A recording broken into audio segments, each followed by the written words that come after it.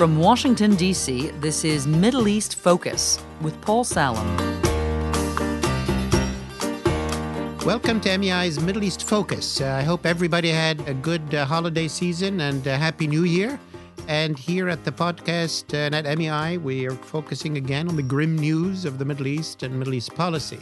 So thanks for being with us today. This will be a look at the year ahead, 2018. It'll be sort of a 30-minute podcast, slightly longer than usual. This will be the Trump administration's year 2 in Middle East policy. There will probably be a lot of surprises down the road. Questions as to, A, will the administration look the same at the beginning of the year as to the end of it? Will President Trump survive the year, I guess, is one question. Will the foreign policy team stay the same? Secretary Tillerson, there was some rumors that he might be replaced. These are all issues that will affect the Middle East and Middle East policy.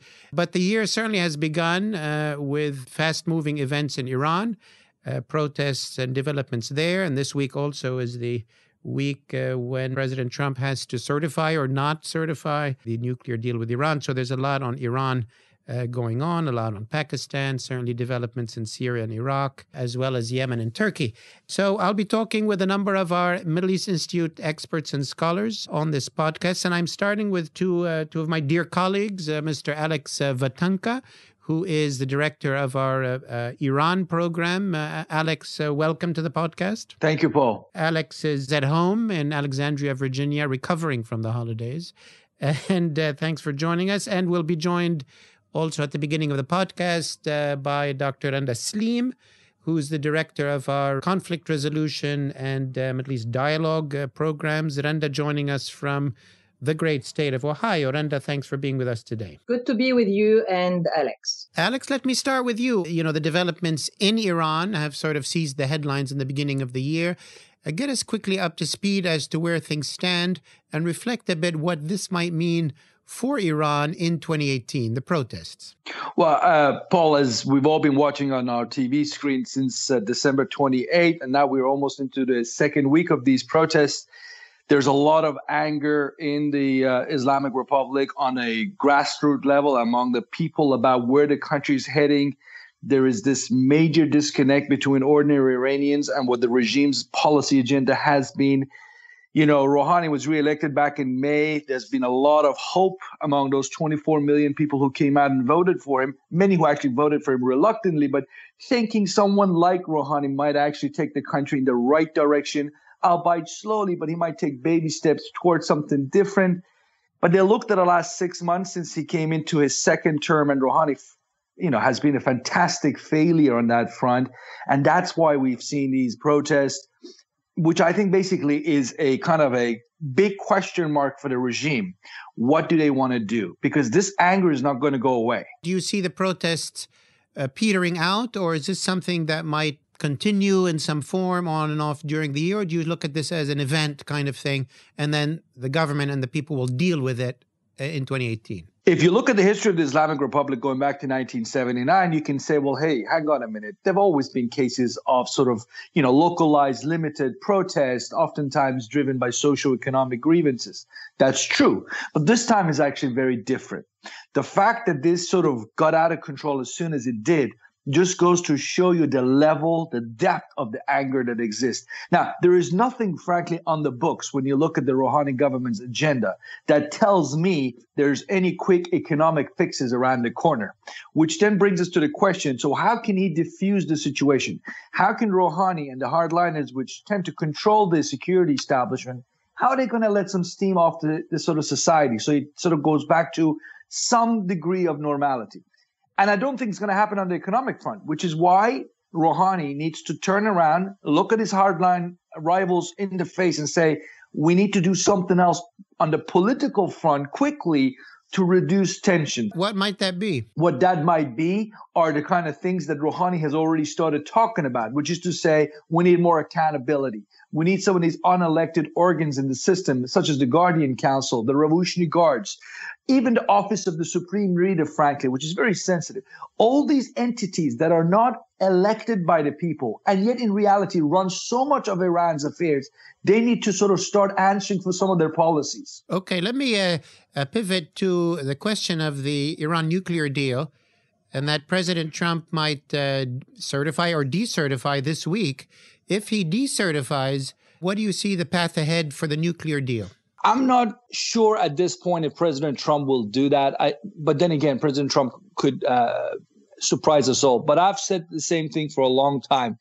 For the United States to be alone on the nuclear issue is not going to be very helpful for Washington seeking to change Iranian behavior. So I think instead of looking to sort of cancel the 2015 nuclear agreement, what the Trump administration now has in place with these new protests in Iran is to look for new ways of creating a new international sort of diplomatic campaign, most likely with the Europeans above all, to sort of put pressure on the Islamic Republic, to sort of make it rethink some of its policies, not just at home, but also what Iran does in the region. Paul, here's one of the issues we need to be very careful about because it's an important point. There is a strong connection between the protesters and their demands in Iran and what Iran is doing in the region. Slogans such as "Death to Khamenei" and "Clerics have to go" were followed by "My life for Iran, not Gaza, not Lebanon." In other words, they're asking a fundamental question. What are we doing in the Arab world? Why are we spending billions of dollars out there when we have some serious issues at home? So again, I think if you look at the totality of the package, there are things the Trump administration can do to force Tehran to rethink its policies that can be done separate to the nuclear agreement. You don't have to kill the nuclear agreement in order to put pressure on Tehran. Let me ask you, yes, those slogans were raised in the protest. Do you think that will have actually an effect on Iran policy? Put the U.S. and any pressure aside. Is it resonating in Iran in a way that might affect their regional policies? In the short term, no. I don't think in the short term the Iranian regime is going to act that way, even though I think there's a deep appreciation even among the hardliners who recognize that, some of these adventurous foreign policy actions they have taken in recent years is coming at a heavy financial cost, if nothing else. And that money can be used more at home. And let's not forget, we're looking a year ahead, 2018. The Supreme Leader will be 79 years old. There's the issue of succession that is going to be as relevant in 2018 as any other time.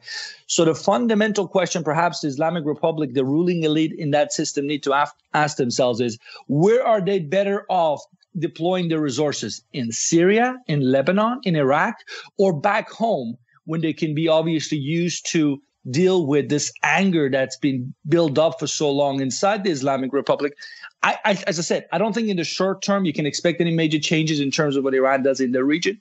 But I think, frankly, this is the elephant in the room.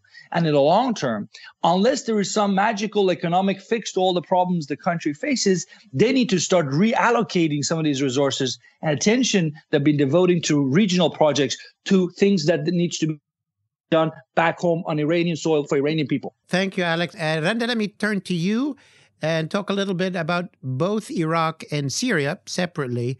Very different cases, obviously. Let's start with Iraq. What do you think the year ahead looks like for Iraq? There are a number of challenges that Iraq will be facing in 2018. The war against ISIS has been winding down, but the long-term repercussions of this war are yet to be dealt with. In the immediate, there is an issue of ensuring that millions of internally displaced people return home and return home to safe conditions. So we have seen recently reports of people being forced to return to homes which have not been demined, especially areas liberated from ISIS. And people have died as a result. So there is this push to get on with stabilization, with repatriating of, outside refugees, but also bringing in IDPs. The problem is that Iraq is in a race with time. They have elections coming up in May 2018, and the government in Baghdad would like to see most of these IDP, the great majority of these IDP return home. The question is, how efficient can this stabilization efforts that are undergoing today in areas liberated from ISIS, how efficient they are, how fast they can go, the kind of resources that are need to be brought to in the countries to make this process happen quickly. And Iraq is also facing elections, is it not? There are elections in 2018, in May 2018. And the question there is now an election season that is already underway. And all parties in Iraq, including Shia parties, enter the elections internally divided. But the Shia are the least internally divided than the Kurds or the Sunnis. So we are likely to see the election produce some new coalitions, maybe across, cross-sectarian, but also cross-ethnic coalition. Prime Minister Abadi enters these elections the strongest candidate among the Shia politicians. There is a coalition that is in the formation including him, including a Sadr movement, and including the new party formed by Ammar al-Hakim. And that's going to be a strong Shiite candidate. How do you think the Kurdish Erbil-Baghdad relations, they reached a pretty bad nadir at in 2017 after the referendum. Does that look like it's being fixed? Part of the Kurdish group, Quran, Barham Saleh group, sent already a delegation to Baghdad and have been holding some initial conversation. The KDP and the PUK are still have not yet joined these conversations. Baghdad is going to find it hard at this point to enter into a serious dialogue about the long-term future relationship between Baghdad and KRG, as long as the Kurdish house is so internally divided. Mm-hmm. There have now been yesterday there have been meetings in Sulaimani, and there are other meetings before that in Erbil, bringing all the Kurdish political parties with the objective of trying to form a united electoral list for the upcoming elections in May 2018, for the Iraq elections in May 2018. If that effort were to succeed, that will put the Kurds in a very strong position to contest this election as a united list, and also later put them in a strong position in playing a major role in deciding who's going to be the next prime minister, and increase their bargaining power, which is at this point is very weak. Thank you, Randa. Let's move quickly to Syria, a very different picture. What does the year ahead portend for Syria, do you think? There is a lot of talk about the war is over, Assad is winning, but I think we are entering a new phase of the conflict in Syria. And it's a struggle for the future of Syria. While the war against ISIS is winding down, the other militants that are fighting against the regime are still there, be it the Al-Qaeda and its affiliate, which have about 20,000 fighters still fighting, be it the Kurds, in the northeastern part of Syria, be it the non-jihadi opposition militant groups, which are also fighting. And you have also the hundreds of thousands of militias, pro-regime militias, be it Syrian, Iraqi, Hezbollahis. And they are all going to be struggling for shape in this race to shape the future of Syria. That's on the ground. Randa, let me ask you about, U.S. policy in Syria, intending to stay there. To do what? I think it's just to carve a place, as Secretary of Defense Mattis said, that they are going to stay in Syria working with the Kurds to ensure that the political process, which the Geneva negotiations are supposed to be leading to, gets established and succeed. That's the goal. However, the main power broker in Syria, which is Iran, has so far expressed no interest whatsoever in the Geneva negotiations, has expressed no interest whatsoever in a negotiated outcome of the conflict in Syria. And in fact, to the contrary, it feels now, especially the IRGCs, feel more relaxed about Syria. They feel that they have won the war, or Assad, and with their support, has won the war against ISIS. They have control most of the Syrian territory, and there is no longer any group, opposition, or even Al-Qaeda that represents an existential threat to the Syrian regime. And the recent interview done with Hassan Nasrallah, the leader of Hezbollah, he says this fight is winding down, but it's going to take 1 to 2 years to, ensure that the state will have full control over Syria.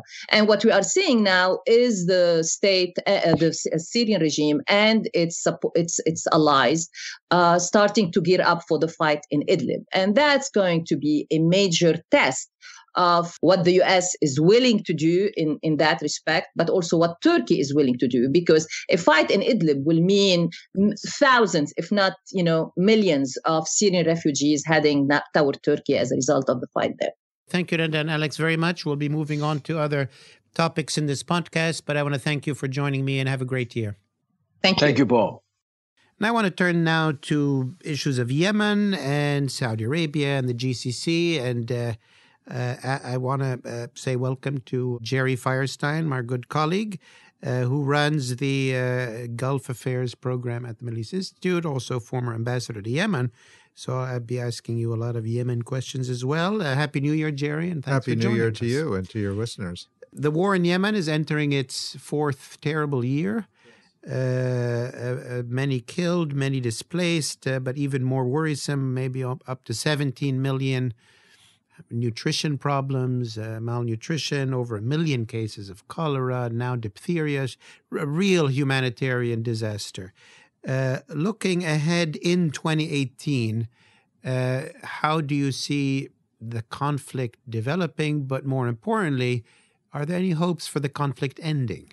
Well, it's a very good question. And of course, where we left off last year with the death of Ali Abdullah Saleh and a question about where Saleh's loyalists are going to go, I think what we're seeing so far this year is Saleh's party, the GPC, trying to reorganize itself and moving somewhat in the direction of cooperating with the anti-Houthi coalition.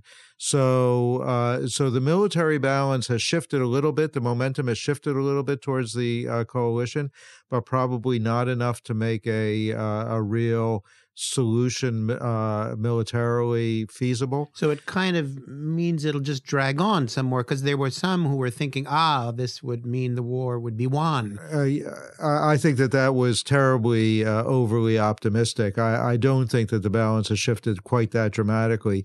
We have seen the United Nations trying to once again step up its efforts. There has been a visit by some UN officials to Sana'a to meet with the Houthis, not Ismail ul-Sheikh Ahmed himself, but some of his deputies.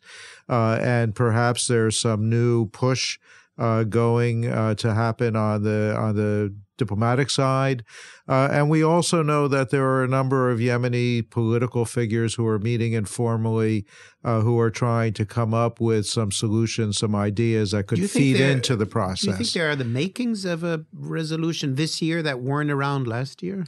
Well, the key is where the Houthis are, frankly, because as long as the Houthis refuse to back off of their maximalist demands, the prospect for a real progress on a political solution is going to be very difficult. Well, what about demands from the other side, the Hadi government or the Saudi coalition? Are they also pushing a hard line on the diplomatic track? Well, I think that they've been more flexible. And frankly, I think that for the other side of the equation, what we have seen is a willingness to agree on some basic elements, an end to the conflict, restoration of the government, and a continuation of the political negotiations in Sana'a. So that seems to be a reasonable position for them. Well, in the absence of an end to the war or a diplomatic resolution, is there kind of a humanitarian intervention that's happening or being planned at the level of the disaster that's taking place? I think, of course, there was a great deal of pressure that was put on the Saudis and the Saudi-led coalition at the end of the year to back off of some of the restrictions that they had placed. That's had some positive impact. Hopefully, humanitarian supplies are flowing more freely again through the port of Hodeidah. But I'm afraid that we're not going to see a real resolution of the humanitarian crisis until there's an end to the fighting. Very, very tragic. Let me shift quickly to Saudi Arabia. The Crown Prince, Mohammed bin Salman, had an eventful year last year. What's ahead for the kingdom in terms of internal developments, do you think, in 2018? Will the king step aside in favor of the Crown Prince? Are there more things coming? How do you see it? Well, I think, of course, most importantly is that oil revenues are up. That has provided the kingdom, as well as other oil-producing countries, around the world with a little bit more maneuvering room. We've seen the government relaxing some of its austerity measures, providing bonuses to employees, doing other things that actually improve the economic circumstances for the majority of Saudis. That's going to have positive repercussions politically. We've seen, of course, the Saudis continuing to crack down on corruption in a way that, frankly speaking, is probably not sustainable. It does not really provide for a real legal framework for doing that, and that has to follow if this is going to be a serious anti-corruption drive. But I would say that overall, circumstances for the Crown Prince are fairly positive for this year. I would anticipate that the situation is going to remain stable inside of Saudi Arabia. Okay, let me end this section with a question on the Gulf Cooperation Council. Does it exist? And what's happening with Qatar in 2018, another blockade that's gone on for a long time? Those are the two critical questions in terms of what happens inside the Arabian Peninsula this year, inside of the GCC. Is this organization going to continue to exist a year from now? We saw the failure of the Kuwait effort to host the summit meeting last December. On the same day that they were trying to do that, the Saudis and the Emiratis announced that they were organizing a new initiative, a new cooperation agreement amongst the two of them. One would assume that the Bahrainis will join that as well. And so you have a split within the GCC down the middle. Whether they can resolve that, and the Qatar issue is going to be a big piece of whether or not they can glue the GCC back together again, or whether the two sides are going to continue to move farther apart. And we saw an interview by a senior Omani official also at the end of the year who said very bluntly that if the GCC doesn't continue to exist as a real partnership among the Gulf states, Oman would look at other options. Wow. Well, thank you, Jerry, for that telegraphic look ahead at this very tragic case of Yemen and developments in the Gulf Cooperation Council. Thank you, Jerry, for being with us. Pleasure to be with you. So let's move on to some other topics. I want to talk a bit about Afghanistan and Pakistan in the year ahead, 2018. And I have with me my good colleague Marvin Weinbaum, who is the director of the Afghanistan-Pakistan program at MEI. And I'll also be talking with my colleague Bilal Saab, who is the director of our defense and security program on things related to U.S. military assistance in 2018. Marvin, let me start with you. So a few bullet points about the year ahead for Afghanistan. Well, we're going to be watching what happens now as the U.S. has put into place its new strategic approach to Afghanistan, which has involved additional forces, perhaps around 14,000 now in total, but more importantly, an air campaign, which has been stepped up. And the question is, will this in any way turn the tide? And what tide are they trying to turn? Where are they trying to get to? Because Right. Well, I complete think, victory seems unlikely. No. They talk about victory, but what they mean is they're hoping that they can put enough pressure on the Taliban that the Taliban will say, all right, now let's sit down and talk about peace. Let's try to form some kind of power sharing arrangement. I think that expectation is rather far-fetched at this point, but that is the only way in which you can make sense over this new policy, new strategic policy. And that's U.S. policy. In terms of what sort of the Afghan government, what are they looking at in 2018? Are there any? Well, I think they're just looking to survival. Things are really a mess as far as the political machinations that are going on in the country. And there are all kinds of pressures on the president. He's got the war on one hand to be concerned with and has basically the same objectives as the United States, anxious to see some kind of political resolution. But at the same time, he's got on his hands the fact that he's got revolt from within. The politicians really are ganging up on him, and particularly those who had originally supported Dr. Abdullah and now are really, I think, positioning themselves for a run at the presidency in 19, but even sooner seeking to perhaps force an early election by taking from him what they hope. So challenging even his legitimacy here. Yeah, okay. Well, a lot that happens in Afghanistan is certainly linked to Pakistan, and there's been a lot of developments just in the first week of 2018. What does the year ahead for Pakistan look, or U.S.-Pakistan relations? Well, I think the focus is going to be on U.S.-Pakistan relations, and that clearly is going downhill very rapidly. How far it goes, I think, is the big question for this year. We started off with the withdrawal of all security-related funds, and that could reach $1.3 billion in this year. We're also seeing Pakistan beginning to push back. I think it, at this point, is showing restraint in its response to this, but there is pressure building in the grassroots. But also, I should focus particularly on the politicians, generals, and so on, who are saying we've got to show something more here, and the show fear, more. In other words, be more responsive, or show defiance? No. I think what they're looking at, I think the government is going to try to convey the idea that we're reasonable. We want to work with the United States. We have a common objective in dealing with terrorism in the region. But what is building here is response, particularly if the United States now escalates, because there's also talk here about ultimately cutting Pakistan off as a partner, non-NATO partner, but beyond that, declaring Pakistan even a state sponsor of terrorism, and that would have drastic implications politically and financially. So there's talk now among the Pakistanis about maybe we ought to close off the access points, air and ground, which the United States so greatly depends on to resupply its forces in Afghanistan. So real witch's brew kind of brewing in Pakistan over this. Thanks, Marvin, for those insights. Let me turn to Bilal, and you're working on the issue of sort of the policy of U.S.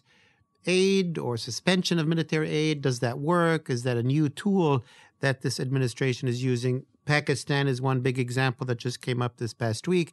It was used against Egypt last year. There's maybe threats against the Palestinians. How do you see that issue? Well, I mean, the issue of U.S. security assistance is as old as the practice of U.S. foreign policy. It's been a tool that's been used quite effectively in the past to advance a number of enduring goals and interests around the world. And Trump was not really the first president to show some frustration with the process. I mean, it's really been an ongoing problem. All that Trump has done is really add gasoline to the fire and put the issue front and center, at least in his own foreign policy agenda.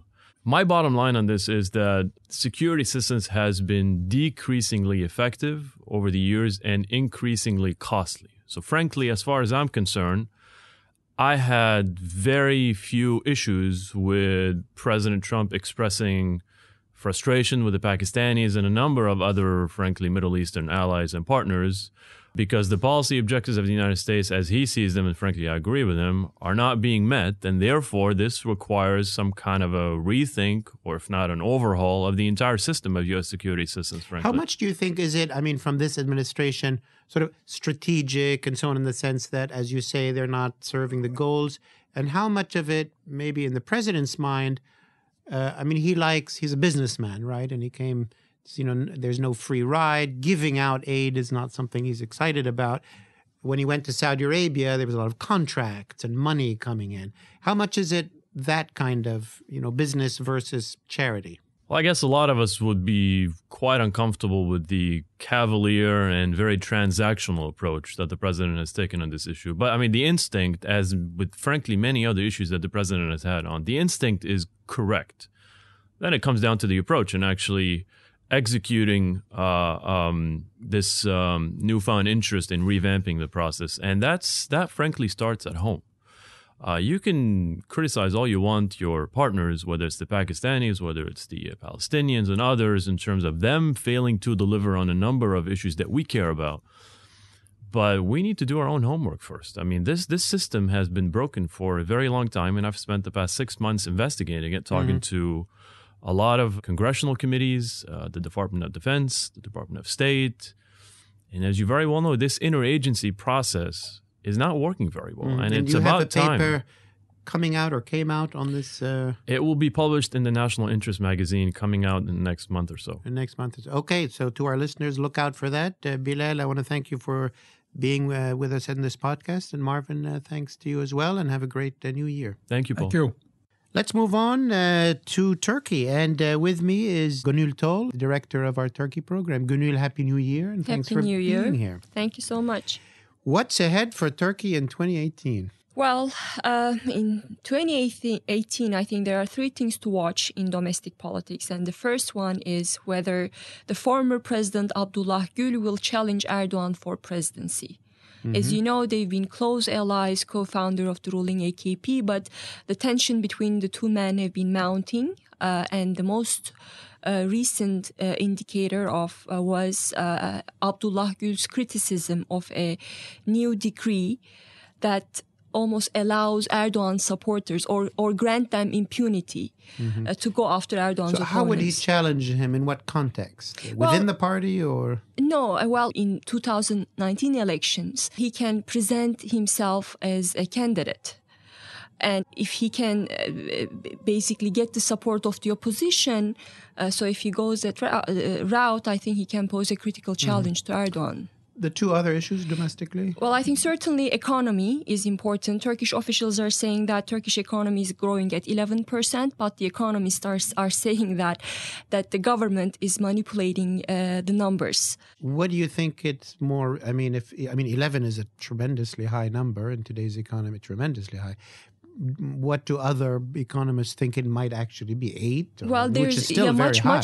much less actually, around 5-6, although there is no agreement. Yeah. And also the inflation is high, and that's also important. Again, economy and economic success, they've been the backbones of Erdogan's support. So that's an important factor. And I think the third one is the criminalization of the opposition, the main opposition. Is that something to watch or something that happened? That has happened already, but it happened with the pro-Kurdish party, the HDP. Its leader is in jail currently, but we haven't really received in the past year, saw a strong reaction from the public against that. But if Erdogan decides to go after the CHP leader, Kemal Kılıçdaroğlu, that might not be the case. And in fact, it might boost Kılıçdaroğlu's popularity. So something to watch. Let's talk about foreign policy. U.S.-Turkish relations went through a very bad patch. Are they likely to stay bad or some improvement? Well, we already saw some improvement in the last days of 2017. In December, there was a visa crisis. The U.S. had decided to suspend visa services in Turkey in 2017, and the U.S. government decided to reverse that. And now it seems that diplomatic relations have been normalized. Of course, there are many problems on the agenda. Especially in 2018, Turkey decides to move forward with the purchasing of S-400 deal from the Russians. That might be another bone of contention. The Congress is extremely unhappy about that deal. What could the Congress do? I mean, how would it actually impact U.S.-Turkish relations? Well, the firm that is producing S-400 is on the blacklist on the sanctions list of the Congress. So Turkey might be affected. And I think also there was a New York trial where the CEO of a state-owned Turkish bank was sentenced to prison. I think at the end of the trial, Turkish financial institutions will pay a hefty fine. And of course, that will not help the strained ties between the two countries. Another factor to watch is Turkey's closer relationship with Iran. As Trump administration is moving forward with isolating the Iranian regime, I think Turkey's closer partnership with Iran might cause. Very interesting. Let me end with a question on Turkish policy in northern Syria. Where do you see that going? Particularly, there's possible moves against Idlib, but also sort of the areas they are influencing there. I think as the 2019 presidential elections draws closer, Erdogan will use a more nationalistic rhetoric. So we'll hear more from Ankara, stronger statements about invasion of the Kurdish held territory, Afrin, for instance. So we'll hear more of that, but I don't think that will actually turn into policy, mainly because of Russian reaction to that. Russians have in the past deployed forces around Afrin, and I don't think they will give a green light to Turkey to an invasion. Against Afrin. Certainly. And in Idlib, do you think the Turks have a role if there's a move against the Jabhat al-Nusra and others in Idlib? They have influence there. Is there a Turkish role? Yes, but it's really, there are just so many uncertainties as to what Turkey is doing in Idlib. We know that the Turkish forces, when Turkey sent troops into Idlib, Turkish forces were accompanied by the Hayat Tahrir al-Sham. And that caused a lot of question marks. American officials are asking what Turkey is doing, whether there's a cooperation going on between them. So we don't really know what the nature of that partnership is. But certainly Turkey is not moving as forcefully as its Western allies wanted to against al-Nusra linked groups in Idlib. Thank you very much, Gonul, for those very telegraphic comments. Time is short, I know. But I know you'll keep on looking at Turkish issues and writing about it on our website and many other places. Thanks for joining us today. And I want to thank our audience. This was a slightly longer podcast than usual because we're trying to do a quick look ahead for 2018. Thanks for joining this podcast and have a happy new year. I hope 2018 will bring good things. You can always join the conversation on our Facebook page. We'll see you next week. This has been a presentation of the Middle East Institute. To support MEI's programs and podcasts, please donate at www.mei.edu. Thank you for your support.